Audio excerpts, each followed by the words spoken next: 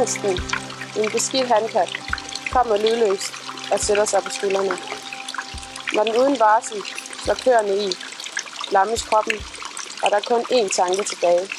At overleve dette rid af irrationelle tanker, der vræler og sender fornuften på flugt.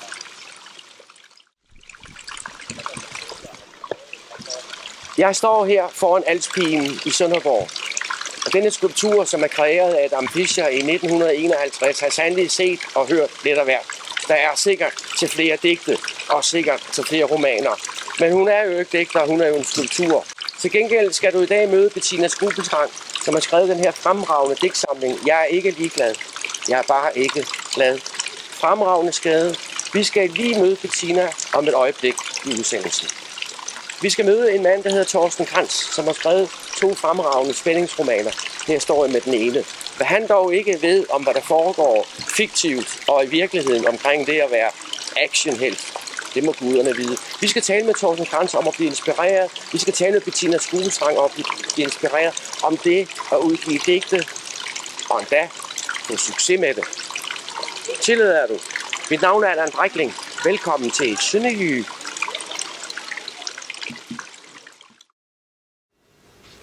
Bettina Skrupeltrang, rigtig hjertelig velkommen. Tak skal du have. Jeg sidder her med din digtsamling, som vi lige har hørt Sabrina Hoffmeister læse et lille digt op om angsten. Bettina, det her er jo et lille mesterværk. Tak. Jeg er ikke bare ligeglad. Jeg er bare ikke glad. Alene titlen i sig selv er jo et digt. Men det handler jo om depressioner. Ja, det gør om at have en depression. Ja. Og der var en, der sagde til mig, at man kunne måske sige, at der var tale om depressionsdigter. Det synes jeg jo ikke. Fordi det må være svært at sætte sig ned og skrive sine tanker på et stykke papir midt i en depression. Hvordan foregår det, Bettina?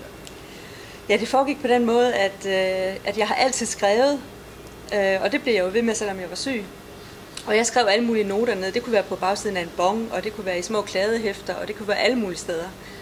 Og det havde jeg sådan liggende i bunker. Og da jeg så begyndte at få det bedre, så prøvede jeg at kigge på de her noter, jeg havde taget, og tænkte, nå, havde jeg tænkt sådan, og når det var sådan, det var, og så begyndte jeg sådan at bearbejde det og tænkte, jamen det kunne der måske komme noget ud af. Og så begyndte jeg at samle det lidt og skrive lidt på det, og så tog det sådan en lyrisk form. Og så besluttede jeg, at det var det, jeg ville prøve at arbejde hen imod. At det skulle tage den der lyriske form. Har du læst digte før? Har du studeret digte før? Tove Ditlevsen for eksempel? Ja, meget. Jeg har altid læst digte. Ja. Tove Ditlevsen, fordi hun er jo tæt op ad dig, eller du ligger tæt op ad hende. Ja. Fordi du gør det, som Peter Tudvad skrev i sin anmeldelse om dig. Vores kære filosof og forfatter. Han skrev, at du går helt ind til kernen. Man har et begreb inden for filmverdenen, det hedder kill your darlings. Altså, der er ikke et overflødigt ord her. Nej. Hvordan har du båret ad med det at gå så dybt ind i din egen smerte? Jamen, det er det der med at kill your darlings. Altså, den har jeg altid siddende sådan lidt på ryggen. Og det synes jeg er meget vigtigt, når man skriver noget, at du skal helt derned, hvor der ikke er noget overflødigt, hvor der ikke er nogen ekstra ord. Ja. At du går helt ind til kernen i den depression. Men sådan en depression, hvordan opstår den? At i gamle dage, der kaldte man det tungsindighed. Ja. I dag er vi jo alle sammen deprimerede, mere eller mindre. Ja. Jamen altså, jeg var meget, meget syg, som også fremgår af digtene. Det startede med, at jeg var stresset på grund af en jobsituation, som ikke længere var så god. Og så tog det bare til. Og til sidst, så var jeg så syg, at jeg var nødt til at blive sygemeldt. Og der var det så først, jeg fandt ud af, at det var blevet til en depression, det her. Ja. Og nu taler man rigtig alvorlig depression. Det er en rigtig alvorlig depression. Livstruende måske lige frem. Ja, det er det. For jeg havde selvmordstanker. Du havde selvmordstanker? Ja, det havde jeg. Og det er jo også det, jeg beskriver i digtene. Ja, det gør du nemlig meget, meget inderligt og meget skarpt. Tak. Men fra at sætte det ned på papir, depressionen er der lige bag ved hele tiden. Styrer den så ikke lidt af den angstfornemmelse? Jo, altså da jeg skrev mine første noter og alle de der skriblerier, jeg havde, altså det var styret fuldstændig af depressionen. Men da jeg så senere, da jeg er blevet rask igen, bearbejder det, der bruger jeg det sådan mere som... Eller da jeg har skrevet grundteksten, kan man sige, begyndte jeg så at bearbejde den lyrisk. Og der var det sådan med hårde øjne, at der var det arbejde. Der var det hårdt arbejde. Ja. netop at kill your darlings. Ja. Fordi man kan godt være tilbøjelig til at lægge ord på ord, Ja. som egentlig stopper det egentlige Ja. indhold. Og det var Tove Ditlevsen jo, og for eksempel vores store Henrik Nordbrandt jo ekspert i, som han selv sagde på et tidspunkt, det sværeste er det, når jeg redigerer. Ja. Fordi så skal jeg pludselig smide noget ud, jeg faktisk kommer til at holde af. Og det synes jeg også, der er også røget, altså der er hele digte, der er røget ud, som ikke er kommet med, og noget er skåret ned til det halve, og det var ikke så nemt. Nej, for jeg synes jo, det hele det havde relevans, men det skulle også have sådan en sammenhæng. Ja, en sammenhæng, som... Da du så kommer ud af den her frygtindgydende depression, støtten, din omgivelser støtte, den må have været vigtig. Ja, det var den også. Jeg havde 100% støtte. Og i de år, jeg var syg, der var det min mand, der tog over, og det var, han var guld værd. Jeg har ikke hørt et ondt ord for ikke at kunne tage slæbet derhjemme. Altså i 2 år var jeg ikke til et forældremøde på skolen, for eksempel. Det magtede jeg simpelthen ikke. Nej. Den her fremragende lille digtsamling vil jeg anbefale enhver. For jeg synes, det her det er kunst. Og det er flot gjort. Vi skal høre digt nu med Sabrina Hofmeister. Her for digtsamlingen. Jeg er ikke ligeglad. Jeg er bare ikke glad. Og det kommer nu.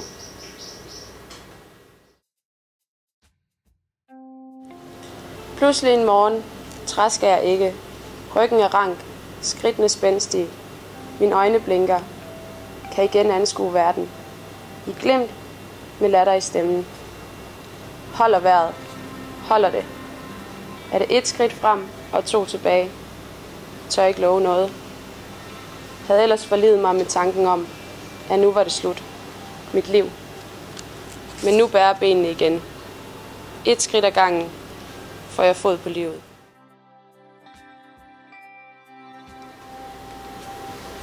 Jeg sidder her med Thorsten Krantzes bog. Aldrig stille. Ind i natten. Vi talte før, om vi var lidt inde på det omkring antisemitisme.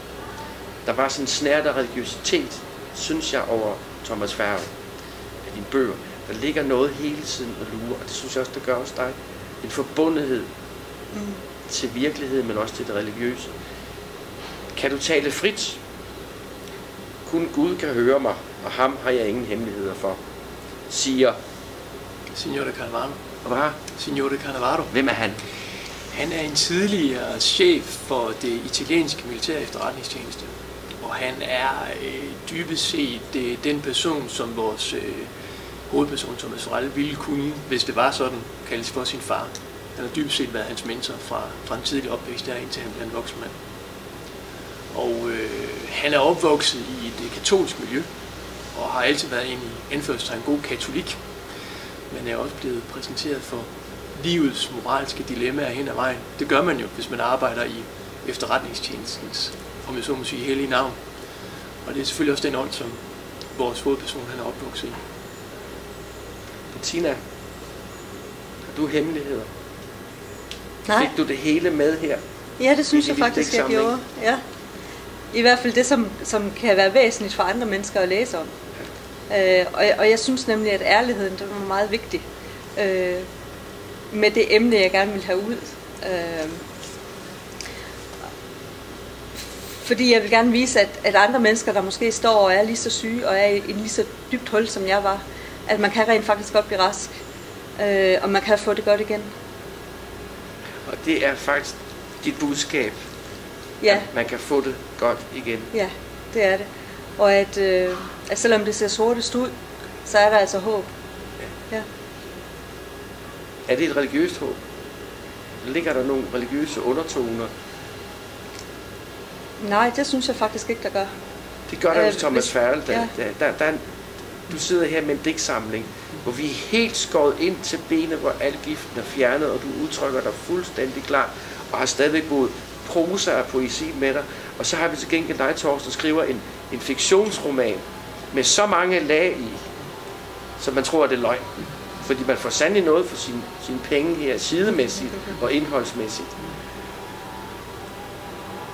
Kunne du gå lige så skarpt ind i Thomas Ferles liv, hvis der dukker flere bøger op om ham? Det ved jeg ikke.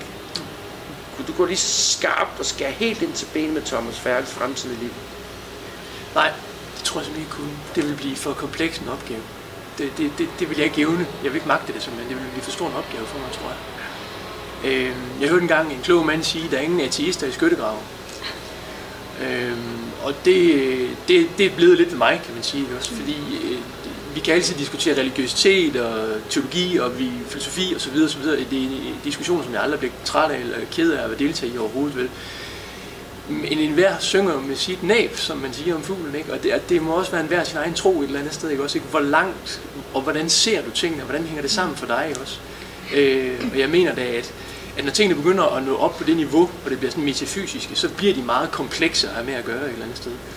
Og hvis man så tager den der metafysik og blander den med det jordiske liv, om man så vil sige, så bliver det meget komplekst. Og derfor tror jeg ikke, at jeg vil kunne evne at skære helt ind og så sige, at her har I hovedpersonen i sådan den der essens, i sin reneste form. Det er jeg ikke i stand til, det tror jeg ikke. Det er jo ikke nogen superpsykopat som Carl Hamilton, vi har med at gøre. Ikke på den måde, nej. Han er nok lidt mere menneskelig. Ja, han er mere menneskelig, fordi jeg synes nemlig, at Jan Guillou, altså, jeg har jo læst samtlige bøger om Carl Hamilton, men jeg synes simpelthen, at vi har at gøre med en masse psykopat, altså den her Carl Hamilton, som fræser igennem alle advarselslamper, hvor han nyder den her palæstinensiske kvinde på et tidspunkt, som har Mellemøsten i ryggen, og så skøjter han igennem med den der vestlige, nærmest skyklap-agtige røgne, og så kører han bare løs, uden hensyn på noget menneskeligt plan. Det kan man jo ikke sige, at du gør i dine bøger. Nej, det gør jeg ikke. Jeg tager det tid til at stoppe op og bygger de her lag ind, som du også nævnte selv, og det er jo selvfølgelig med en vis hensigt, kan man sige. Og det er jo fordi, dels så interesserer det mig jo, altså personerne interesserer mig, lige så meget som handlingen interesserer mig. Men de to ting hænger også sammen et eller andet sted. Og der er jo altid en konsekvens, hvor du skaber et tryk, der vil opstå en eller anden form for modtryk, og det skal handlingen jo også altid afspejle et eller andet sted. Og de advarselssignaler, som du taler om der, jamen, dem er vores hovedperson jo også opmærksom på i handlingen og i hans liv. Men nogle gange er han jo nødt til at sige, godt, det kan godt være, der var et advarselssignal her, men det er jeg nødt til at køre forbi, fordi jeg skal altså den her vej. Og andre gange, jamen, der stopper man jo netop op, så bøjer man af og drejer, eller lægger sig fladt ned på ryggen, nærmest overgiver sig også, ikke? Fordi man kan ikke håndtere situationen, det bliver for voldsomt et eller andet sted. Ikke? Og det er jo der, den menneskelighed er bygget ind, fordi vi har med et menneske at gøre, som er på randen til at blive syg. Altså, han er jo et eller andet sted syg i sjælen, og har det jo ikke godt, vel? Altså, han er jo medicineret, for eksempel, ikke også? Og kæmper virkelig med den der måske på vej til at blive ramt af en eller anden form for psykisk sygdom, ikke? Uden at vi får aldrig rigtig styr på, hvad er det egentlig, der er galt her. Nej, gør man nemlig ikke. Jeg synes ikke rigtig, det kommer rigtig frem. Hvor har vi problemet her hos vores kære helt? Jeg springer lidt, fordi lige for øjeblikket, så kører der jo noget meget spændende omkring Se og Hør og overvågning. Og nu viser det sig, at PET, som du kender ret meget til, ifølge bøgerne her, ikke også? Du ved jeg til mig om PET. De har vidst det i 1,5 år. Hvorfor de ikke reageret med det her overvågning og net? Hvad sker der? Er det kontorfolk, der sidder derhjemme og læser tegneserier, eller hvad? Altså, det er jo bevist nu, at PET har vidst til de her overvågning i 1,5-2 år, og har ikke reageret. Hvad kan det være? Hvad sker der? Alle de oplysninger, de samlede på politikere og forfattere, de kunne være brugt hos din gruppe. Det kunne sagtens. De kunne være brugt til unødig indsigt og føre unødig indsigt ud i livet. Selvfølgelig kunne det. Jeg ved det jo ikke. Altså, jeg ved jo ikke, hvorfor man ikke har reageret. Det vil jo være spekulation at sige, hvorfor de ikke har reageret. Men omvendt PET er jo også underlagt nogle regler for, man skal kunne bevise. Ikke? Man skal jo have nogle kilder. Og det vil sige, så længe det kun er, om jeg så må sige, rygter på vandrørene, jamen så kan PET eller politiet generelt jo ikke reagere. De kan selvfølgelig iværksætte en efterforskning, de kan undersøge osv., men der skal også være nogle håndfaste beviser, ellers så har du ikke nogen sag. Sådan er det. Jamen, de mangler jo en Thomas Farrell. Bestemt. Men de mangler en handlekraftig mand. Ja. Hvor der ikke er så meget pjat. Ja, det er rigtigt. Og diskussion. For hvis de vidste det her i 1,5 år, det er overrejsende. Altså, der er ikke så meget tilbage, men jeg synes stadigvæk, det er overrejsende. Jeg tror, at Thomas Farrell... Er du færdig med ham nu? Det synes jeg ikke, du er. Det er ikke. Nej. Vi vandrer stadig side om side. I vandrer fra side til side, og vi vil komme til at møde ham igen på forlaget Mellemgaard. Det håber jeg. Ja, håber jeg også. Jeg håber også, at vi kommer til at høre mere til dig, Bettina. Ja, men jeg skriver stadigvæk. Og jeg er glad for at høre. Og så synes jeg, at når du er kommet så vidt, så skal du kontakte forlaget Mellemgaard. Ja. Det er nogle utrolige udgivelser. De udgiver ufattelig mange bøger, men af en eller anden fantastisk årsag, så lykkes det. Jeg vil sige tusind tak til dig, Torsten Krantz. Tak fordi jeg måtte møde Thomas Farrell og de omkring ham. Og jeg skal hjem og tømme opvasken om lidt. Jeg vil sige tak til dig, Bettina, Ja, tak. for en lille digtsamling. Og så er det jo sådan, at her i rundt om Sønderjylland, så bliver der givet gaver. Men der er ikke noget med roser og blomster og chokolade. Nej, jeg tror, at jeg vil forære. Vi kan jo godt lide at uddele autografer til hinanden. Så jeg vil gerne forære dig, Thorsten Krantzes. Nej, hvor spændende. Så du kan hygge dig sammen med en rigtig helt. Den vil jeg glæde mig til at læse. Og der har følelser. Ja. Og sproget, og du elsker ord. Yes. Du elsker at sætte dem sammen. Så kan du ikke komme udenom Jørgen Lund. Tak skal du have. Selv tak. Tak fordi I tak. kom. Tak, kære publikum. Vi har i dag mødt Thorsten Krantz og Bettina Skrubeltrand. Vi ses snart igen, og indtil videre vil jeg sige gensyn til rundt om Sønderjylland.